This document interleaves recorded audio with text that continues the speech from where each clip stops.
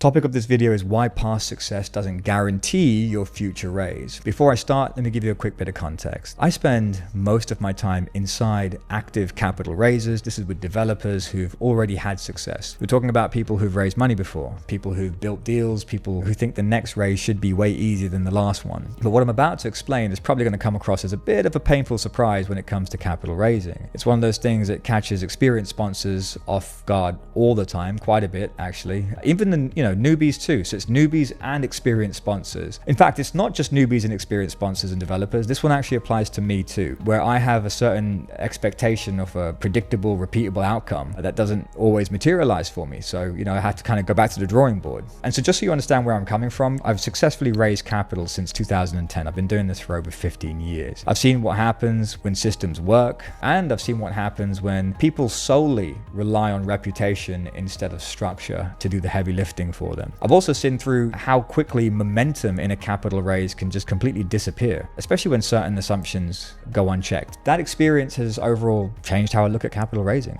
permanently. So what do I mean by all that? Well, here's the assumption that most successful developers make. And this refers to what I'm defining as a successful developer, as in someone who's actually raised capital before. They go into their repeat raise or their next raise, they're looking at their next project, they need that extra capital and they're moving forward. And they go in with the mentality that I've raised money before, so the next raise should be way easier. It makes sense, right? I mean, logically, that sounds right. You've got a track record, you've completed projects, you've got current investors who've made money with you. So why wouldn't capital follow you again? Why wouldn't professional investors follow you again? Why shouldn't your existing cohort of investors and even your potential prospective investors deploy money with you, either more money with you or just money with you because, your track record should just speak for itself, right? That's what we hope for, but the reality is a bit different. It's not necessarily going to be the case. And I'll be honest, I've made the exact same assumption myself. After a successful raise, I thought that the previous momentum that was underpinning that raise would simply just carry over to my next raise. I mean, it's technically the same market. I'm targeting the same demographic. I'm working the same distribution network. I'm leveraging the same reputation. I naturally assumed the next raise would go way smoother than the last one,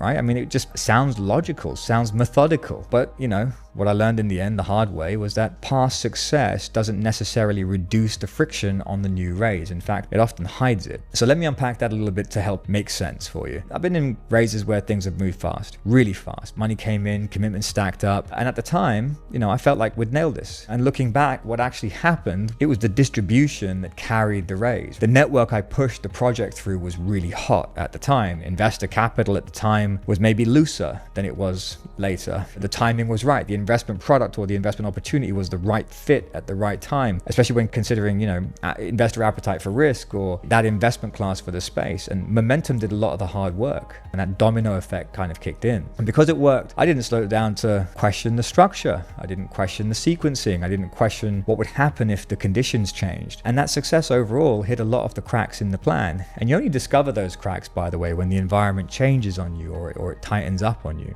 Okay, quick story to really hammer that home. I learned this lesson probably the hardest way possible during a period where I was promoting the Barworks investment product, which, by the way, later turned out to be a scam. But at the time, it didn't feel like one, right? The concept itself was familiar. They were turning bars and restaurants into co-working spaces. So these were like street level versions of what much bigger companies were doing with big office spaces. I mean, think WeWork, for example. In fact, actually, if you remember WeWork at the time, that business looked rock solid. I mean, they had huge offices, global footprint, serious institutional money being involved with them, massive big name tenants. Nothing about it screamed, slow down. Something's wrong here. Capital was just pouring in, right? Valuations were going through the roof. Everyone assumed the structure had already been vetted. And that was the trap that they had, right? That they fell into. With WeWork, I guess once the hype wore off and people actually looked under the hood, kind of became obvious that they were bleeding billions and the real numbers didn't really back up the theory that everyone else was buying into, or the story that everyone else was buying into. My point is that if money keeps flowing, you don't stop to ask the hard questions. It's not because they're stupid. It's because that momentum creates that sense of confidence, and confidence ultimately feels like proof. And Barworks followed the exact same pattern, just on a smaller scale. There was momentum, there was reputation, there was a constant inflow of capital coming in. And then when that happens, people, including me, didn't slow down to interrogate the structure. Your oversight just kind of get assumed, and what looks like a red flag can get easily explained away with all that momentum, that domino effect kicking in. And let me just be clear, it wasn't just investors, it was me too. People in my network who were promoting the opportunity too. Anyone that was involved with raising the money and all the investors investing the money, momentum creates that kind of herd mentality. At the time, everything just looks like it's a success and it's going to remain a success. So when I look back, I can see that it was momentum that was really masking that structural failure. And that experience permanently changed how I think about capital raising going forward, because money flowing is not proof of safety. Structure is the proof that you need to be looking for. And that's why I'm bringing this up. Barworks isn't some separate horror story that I was part of. It's just the extreme version of the exact same pattern that shows up in far more normal, everyday capital raises, just with lower stakes and less obvious consequences. And the reason this matters to ordinary, legitimate raises is pretty simple. And it goes back to that structure. That's the mechanism that failed there. It's the same mechanism that will always quietly destroy your everyday capital raise. And this is why a raise that felt easy the last time suddenly feels harder now, even when you think you're doing the exact same thing. And this is a part that a lot of people don't actually like to admit. When capital is flowing, momentum creates confidence, and confidence feels like proof. But momentum is not the same thing as structure, and money moving is not the same thing as a system that's working. When things go well, you don't tend to slow down to interrogate the system. You don't ask why it worked. You just assume it will. And that's exactly where the blind spots start to form. Seriously, this is the reality that most developers miss. Past success does not guarantee future raises. In many cases, it actually creates the conditions that cause the next one to actually stall and fail and completely implode. When a raise goes well, developers tend to assume the deal was strong, the investors trusted them, the process worked. What often gets missed is why it worked. And maybe the market was different. Maybe capital was looser at the time. Maybe momentum carried the raise. Maybe distribution masked the weakness in the product itself, and that could be very real. It certainly happened with me. And when those conditions change, the same approach suddenly stops working, and that's where the confusion really sets in. What's important to recognize is that none of those things are permanent. They're conditions, they're not guarantees, because the market doesn't really owe you anything. It has no memory of your wins. Investors don't invest because you used to succeed. They invest because the current deal feels safe and good for them today. The past success creates a sense of familiarity. It won't entitle you to the money that they have. You see, even the most experienced developers will screw up here, and I see it all the time. You've got to recognize that every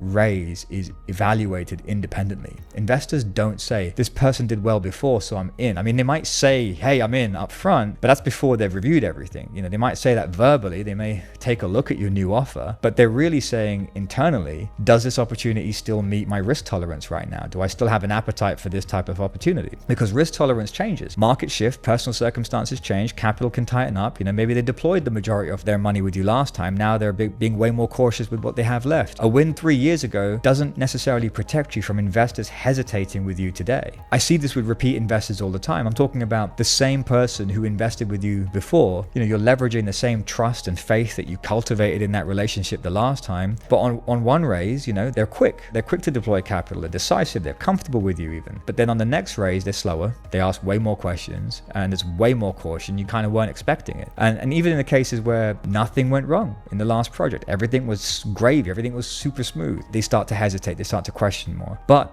what changed was the market, their personal exposure, how much risk they were already carrying. The relationship didn't necessarily disappear. It's like the proverbial risk clock that kind of got reset. So if your current raise assumes that yesterday's confidence is going to carry forward automatically, you're going to start to feel that hesitation immediately. And that's where things get even harder for the more experienced sponsors. Because past success also, by the way, raises expectations that they have of you. And this is, specifically when talking to prior investors that you've already gotten money from effectively. They're going to expect more from you the second go round. Their experienced sponsors aren't judged more generously. They're actually judged more harshly. I've watched sponsors get away with things really early on that there's absolutely no way they could replicate later. For example, with early raises, you might find that investors forgive some level of messiness. Like you were meant to send a subscription agreement with a certain addendum in place, along with an operating agreement, the PPM attached, but you were sending it in partitions over like messy chain of multiple email threads. I mean, I've seen that happen before, and it's like it's acceptable in the early stages of a capital raise or a rather new business or a relatively new operator. They may tolerate some loose or flimsy explanations related to your deal when you're trying to articulate the risks involved, when the exits happen, when the liquidity event takes place. They assume certain learning curves, right? And they even expect that actually as part of their engagement with you. But ultimately, they expect you to tighten up as you go. But once you've had success, that grace, that breathing room completely disappears. The same behavior that was once understandable starts to feel careless. Investors start thinking, well, you should know better now because you're bigger now. So when something feels unclear, it's no longer a minor thing now. It starts to feel like a red flag. And that's why experienced sponsors feel way more pressure on their next go round, not less. Even when the new deal is even better. Investors naturally assume a level of progression. They want to see cleaner structure. They want to see better controls in place. They want to see a tighter execution. And when those expectations aren't met, disappointment starts to set in much faster. And that disappointment kills that confidence. And that lack of confidence will ultimately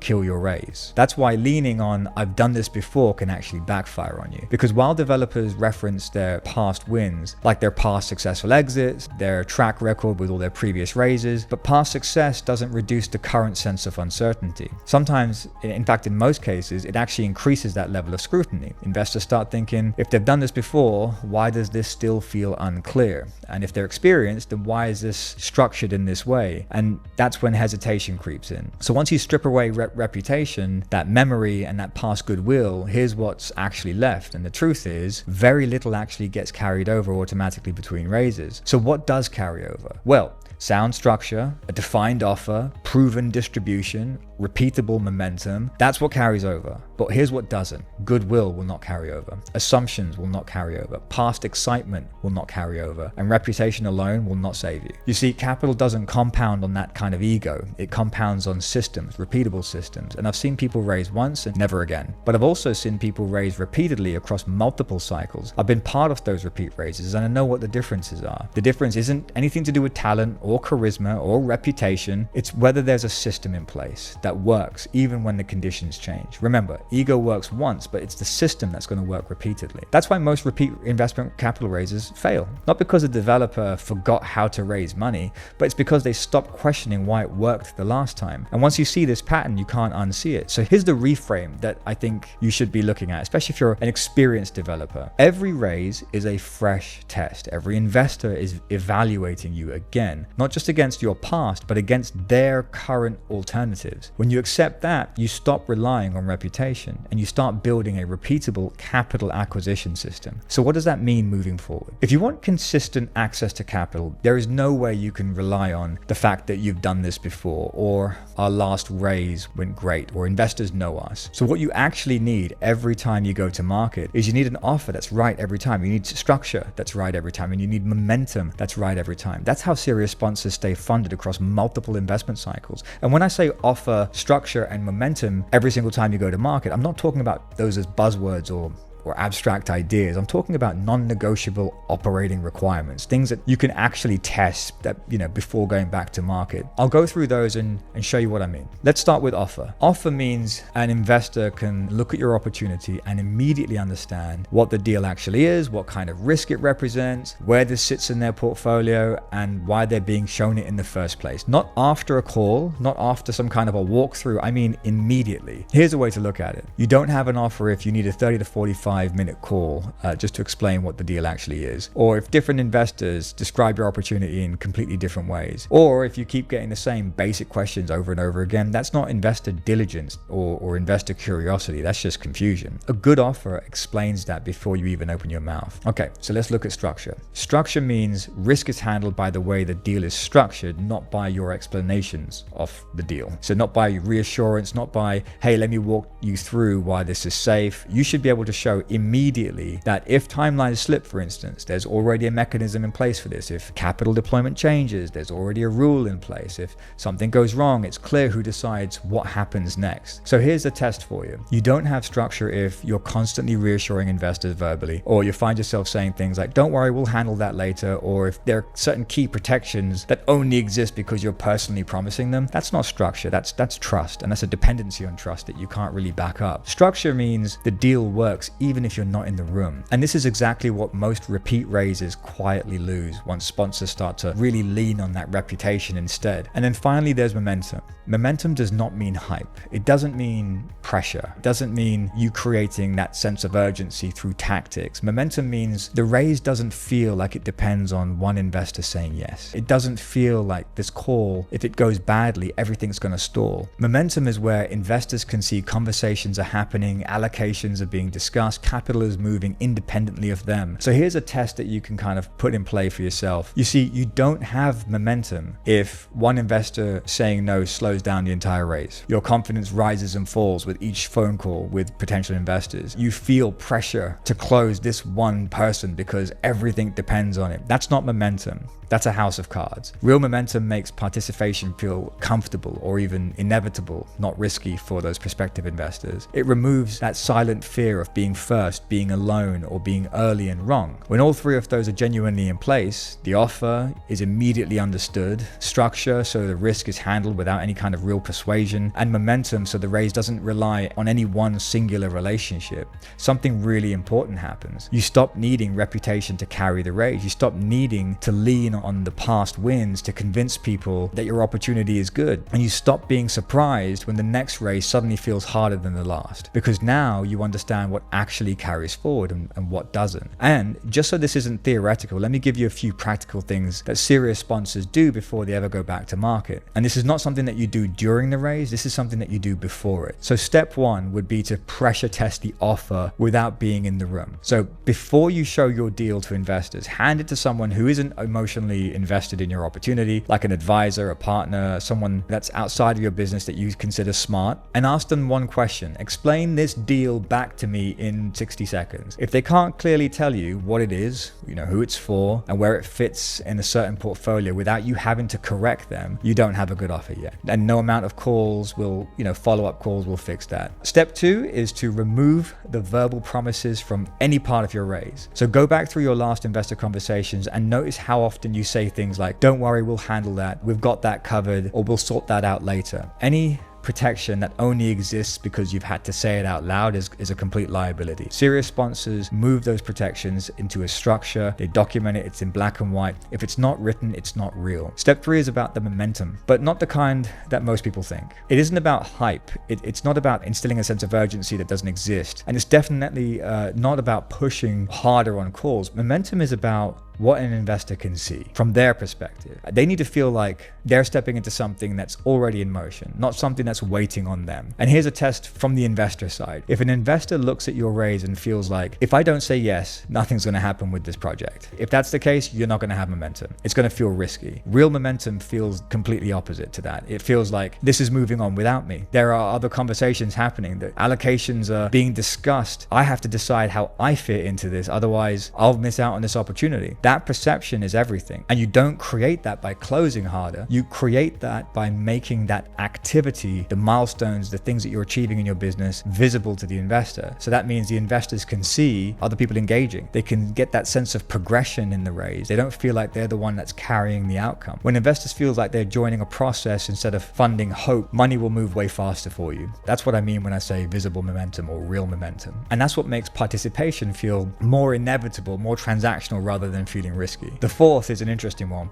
I like to say, try and rebuild the raise as if no one knows you. This is one of the hardest things to do for experienced sponsors. When you strip away your name, you strip away your track record, your past exits, and then ask, if someone saw this for the first time today with zero context, would it still make sense to them? If the answer is no, you're relying on reputation to do the work that the structure should be doing. And that's exactly where repeat raises break. And if you do those things before you go back to market, you're going to find that your raise is going to feel lighter. Conversations are going to get shorter, hesitation is going to drop. It's just going to be much easier to pull in the money that you're looking for. And that's the difference between chasing momentum and actually engineering it. So if any of this, by the way, feels uncomfortably familiar, I'm building a small group for developers and sponsors who want to fix some of these blind spots before it actually impacts their future raises. This isn't really a pitch. It's actually just a wait list for now. And if you want to be notified for when that actually opens up, there's a link in the description below. If not, no worries. This perspective alone should help you change how you approach a repeat raise. So as a closing note, I'll leave you with one final reminder. Past success will open doors for you. That's for sure. It will get people paying attention to what you have, but it doesn't carry capital through the door. Okay? Only structure does.